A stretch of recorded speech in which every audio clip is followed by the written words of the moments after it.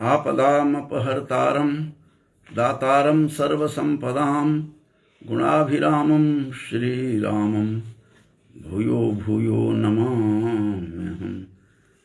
आज रामचरितमानस जो गोस्वामी तुलसीदास जी की अपूर्व और प्रसिद्ध ग्रंथ है, उस ग्रंथ का जो सुंदर कांड है वह अत्यंत महत्वपूर्ण है।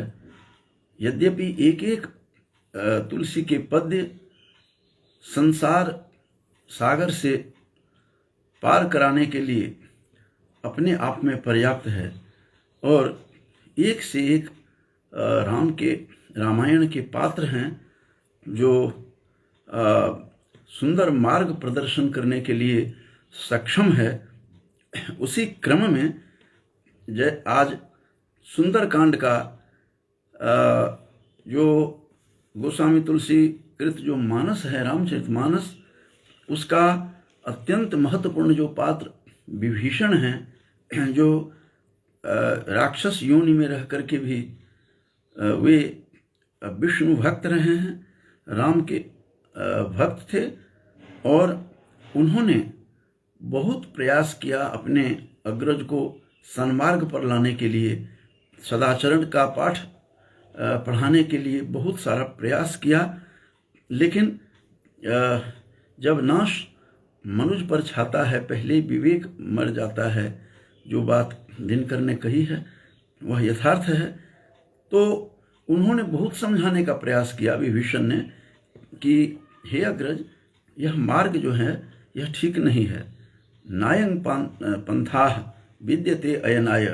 लेकिन जब कोई चारा नहीं बचा तो रावण की जो गति होती है वह सबके सामने है, लेकिन एक अनुज धर्म निभाने में कोई कसर नहीं छोड़ा और विभीषण उनको समझाते रहे। केवल 2-3 पद्यों की ही बात करके समाप्त करूंगा कि इसमें जब उन्होंने देखा कि यह सिर से पानी नीचे जा रहा है तो विभीषण मंत्री के रूप में भी थे, अनुज भी थे रावण के, तो दशानन के अनुज होने के नाते समय पाकर के वो उनके नज़दीक देख करके जाते हैं और उपदेश की बातें करते हैं कि हे भ्रातृपाद, यह रास्ता ठीक नहीं है, यह मार्ग ठीक नहीं है।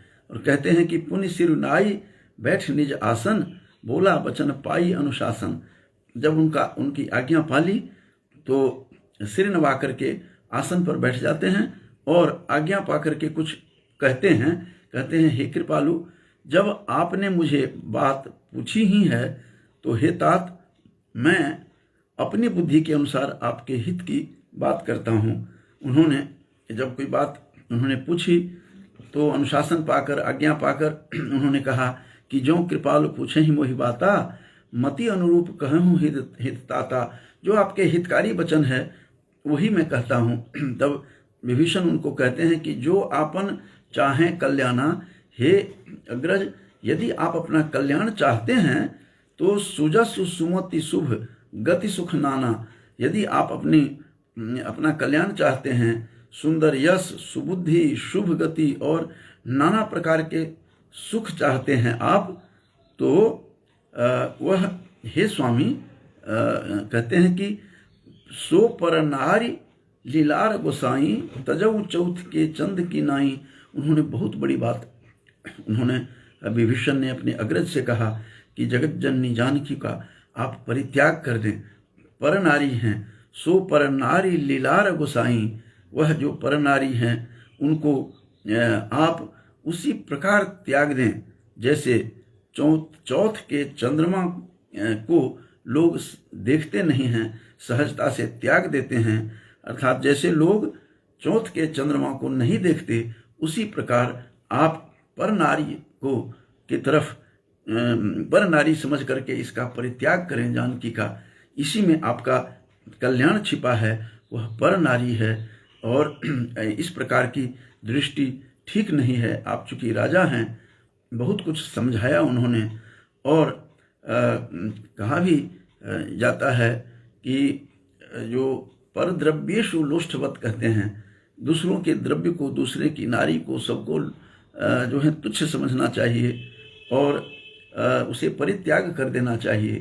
तो आत्मवत सर्वभूतेषु यह पश्यति स पंडितः जो बातें कही गई है कि मातृवत, यह श्लोक बहुत महत्वपूर्ण है और विशेष रूप से इस संदर्भ में अक्षरशः घटित होता है कि मातृवत परदारेषु या परद्रव्येषु लोष्ठवत आत्मवत सर्वभूतेषु यह पश्यति स पंडितः, जो नीति कही गई है चाणक्य की, वह बहुत बड़ी बात है कि मातृवत परदारेषु, परदाराओं को मां के समान समझना चाहिए।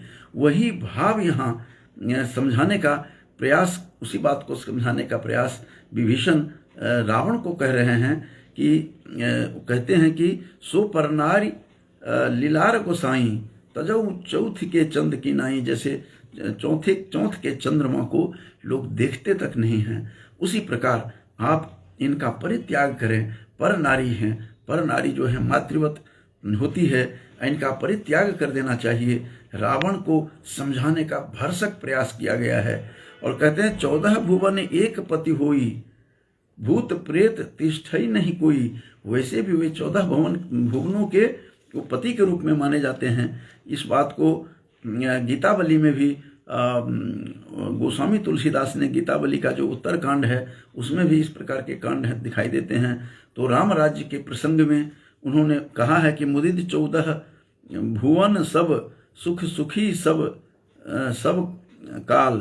कहते हैं कि मुदित 14 भुवन सब, जब राम का राज्य आया तो 14 भुवन, ये राम राज्य प्रकरण में आया है। गीतावली जो उनकी अपूर्व कृति है, अनुपम कृति है तुलसी की, उसमें कि 14 भुवन सब सुख सुखी सब काल। जब वो आए तो 14 भुवनों में सब के सब सुखी थे और सभी काल में, सभी उनके समय में, उस काल में सभी के सभी प्रसन्न थे, सब सभी प्रकार से सुखी थे, प्रसन्न थे। तो 14 भुवन की जो बात आई है, 14 भुवन एक पति हुई।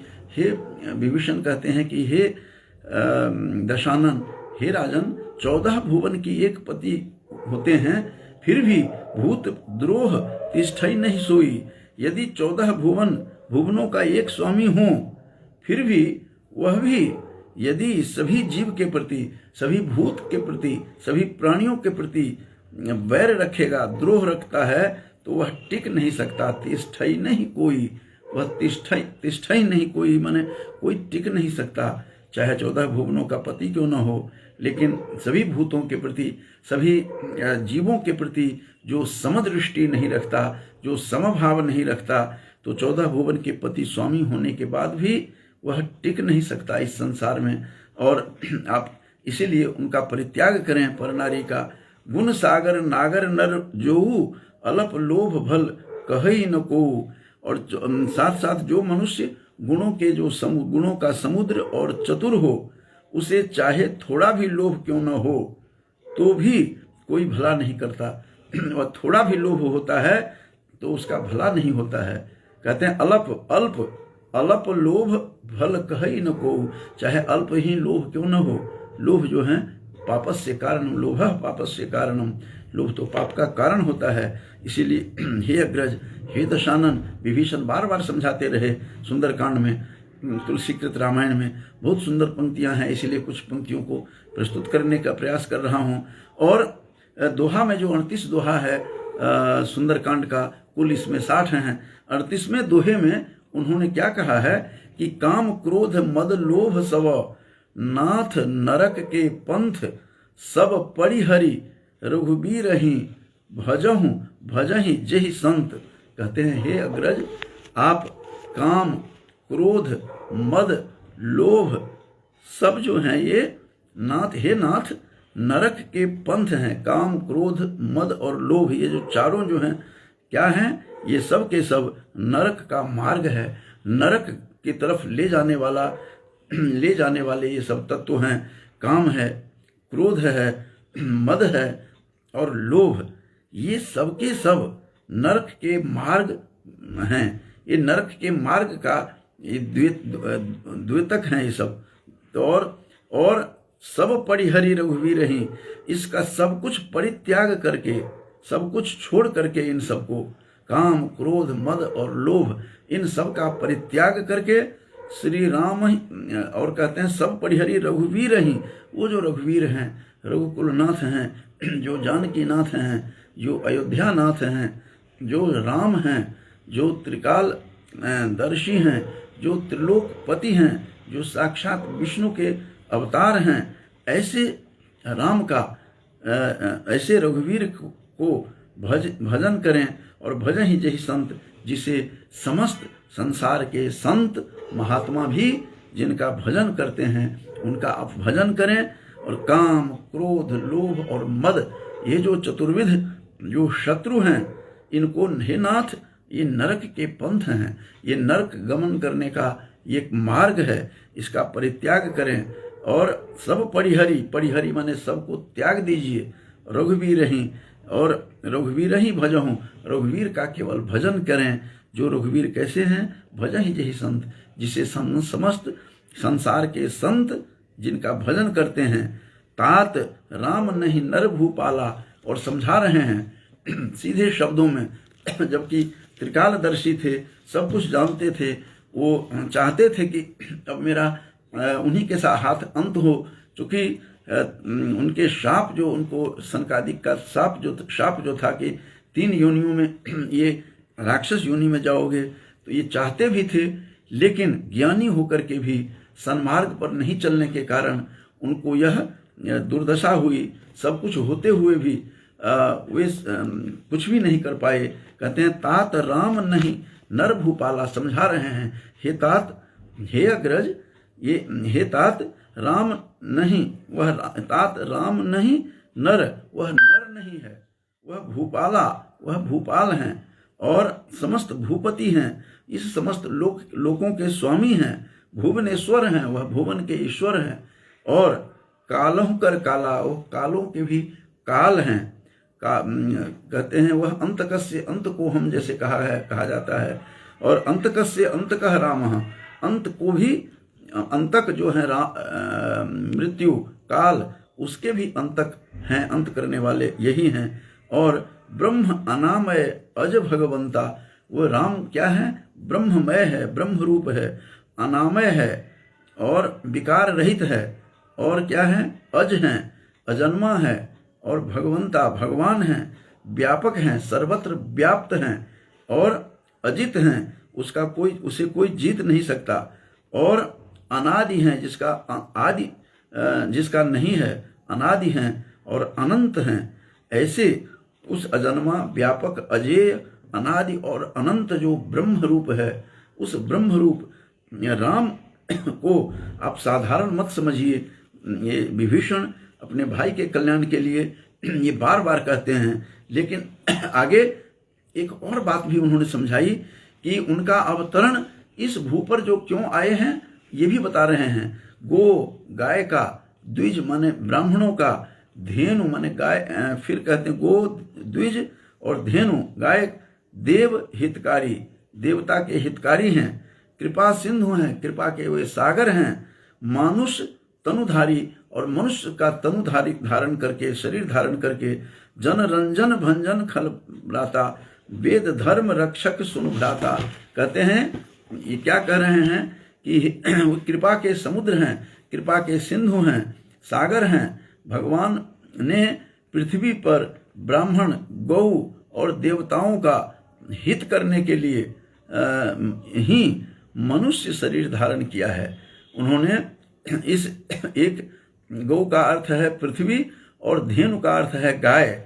तो अलग अलग जो इसमें जो दिखाई दे रहा है कि गो द्विज धेनु, धेनु देव हितकारी, गो का मतलब यहाँ पर पृथ्वी है। गो के 21 अर्थ हैं, तो पहले गो का अर्थ पृथ्वी है, दूसरे धेनु का अर्थ गाय है। तो गाय पृथ्वी, द्विज माने ब्राह्मण, और क्या है, और देवताओं के हित के लिए ही मनुष्य रूप, तनु रूप धारण करके इस पृथ्वी पर आए हैं, और मनुष्य रूप धारण करके, मानव रूप धारण करके इस धरा पर अवतरित हुए हैं। हे अग्रज, हे भाई, सुनिए, वे सेवकों का आनंद देने वाले हैं, सेवकों के लिए दुष्टों के समूह का नाश करने वाले और वेद तथा धर्म की रक्षार्थी ही उनका अवतरण हुआ है। इसीलिए मैं प्रार्थना करता हूँ, बार बार कहता है विभीषण, प्रार्थना करता हूँ कि ताहि बयरु तज नाई माथा प्रणतारति भंजन रघुनाथा देहुनाथ प्रभु कहूँ वैदेही भजहु राम बिनु हेतु सनेही। कि बैर को त्याग दीजिए, बैर माने वैर को त्याग कर मस्तक नवाकर नाई माथा, वे श्री रघुनाथ जी शरणागत का दुख नाश करने वाले हैं। प्रणतारति भंजन रघुनाथा, सबको दुख के नाशक हैं। और हे नाथ उन प्रभु सर्वेश्वर को जानकी जी दे दीजिए और बिना ही कारण स्नेह करने वाले श्री राम को भजिए। देहुनाथ प्रभु कहूँ वैदेही, वो जो विदेह की पुत्री हैं, देह रहते हुए भी राजा जनक जो थे विदेह थे, चूंकि देह रहते हुए भी विदेह थे और वैदेहस्तु विदेह जह ये भी है। और वो शरीर रहते हुए भी इन शरीर से देह मुक्त थे, वो मुक्त की अवस्था में थे और जीवन मुक्ति की अवस्था में थे। वहाँ के बारे में कहा जाता है राजा जनक के बारे में कि जितने भी राजा जनक के राज्य में राजा हुए हैं सभी आत्मविद्या विशारदा, जो बातें नवम स्कंध में भागवत में कहा गया है। और ऐसे उस विदेह की जो पुत्री वैदेही है वो साधारण नहीं है। बार बार यहाँ पर सब प्रयोजन वैदेही शब्द का प्रयोग आया है। वह साधारण नहीं है जानकी, वह वैदेही है, विदेह की राज की पुत्री है, वह इन सब से परे है और असाधारण वह है वैदेही। इसलिए देहुनाथ प्रभु कहूँ वैदेही, प्रभु को जो है वैदेही को लौटा दीजिए। भजहु राम बिनु हेतु स्नेही, और उनका भजन करें, इसी में आपका कल्याण है। शरण गए प्रभु ताहु न त्यागा, जिसे संपूर्ण जगत में से द्रोह करने का पाप लगा है, तो इसीलिए विश्व द्रोह कृत अघ जेहि लागा। आपको इस शरण में जाने से प्रभु उसका भी त्याग नहीं करते। जो द्रोह पाप करते हैं शरण जाने पर प्रभु उनका भी त्याग नहीं करते हैं, उन्हें भी उद्धार कर देते हैं, उन्हें भी स्नेह वर्षा वृष्टि उन पर करते हैं। इसीलिए विश्व द्रोह कृत अघ जेहि लागा, जासु नाम त्रय ताप नसावन, जिनके नाम मात्र से, जिनके नाम ग्रहण करने से त्रिविध ताप जो हैं, दैविक दैहिक भौतिक तापा, जो कहा जाता है कि राम राज्य काहू नहीं व्यापा, जो दैविक दैहिक भौतिक जो त्रिविध ताप हैं, तो त्रिविध तापों का नाश करने वाले हैं। इसीलिए जासु नाम त्रय ताप तापत्रयम विनाशयति, उन तीनों तापों का नाश करता है जिसके नामक ग्रहण से ही सोई प्रभु प्रकट समुझ जिय रावण। और मनुष्य में प्रकट हुए हैं। हे रावण, हे अग्रज, कहते हे तात, हृदय में वह यह समझ लीजिए, समझ करके रखिए और इस प्रकार से आप सारा द्रोह छोड़ दें। क्योंकि पशु पक्षियों को भी ज्ञान था कि राम हृदय धरि करहु उपाई। ये जो जटायु के जो अग्रज संपाति थे वो भी राम सेनाओं को कहते हैं कि राम हृदय धरि करहु उपाई।